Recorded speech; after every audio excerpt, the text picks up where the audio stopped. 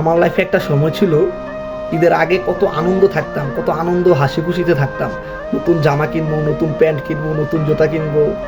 আমার জামাটা আমি কাউকে দেখাবো না, আমার প্যান্টটা আমি কাউকে দেখাবো না, আমার জুতাগুলো আমি কাউকে দেখাবো না, শুধু ঈদের দিন পরবো, আমারটি দেখলে পুরান হয়ে যাবো। ওই আনন্দগুলা কেন যে আস্তে আস্তে লাইফ থেকে হারায় যেতেছে। বিশ্বাস করেন, এখন ঈদ আসতেছে, নিজের জন্য কেনাকাটার মতো কোনো আগ্রহে নেই নিজের মধ্যে। ফ্যামিলির সদস্য বলতে শুধু আমার আম্মু আছে, আমি শুধু আমার আম্মুর জন্য কেনাকাটা করি। আর নিজের জন্য যে কিছু নিব বা কেনাকাটা করবো, ওই আগ্রহটা আর পাই না। কেন যে ওই আনন্দটা, ওই মজাটা আর আসে না, ওই জিনিসটা নিজের মধ্যে কাজ করে না। কেনার সামর্থ্য আছে, আল্লাহর রহমতে কিনতে পারি, কিন্তু ওইটা আর কাজ করে না। ওই বিষয়গুলা আমার মনে হয় এটা আমার না, প্রায় ছেলেদেরই হয়, প্রায় ছেলেদেরই হয়ই। ওই আনন্দগুলা নিজের মধ্যে আসতে চায় না। কেন যে আসলে ছেলেদের জীবনটাই এমন।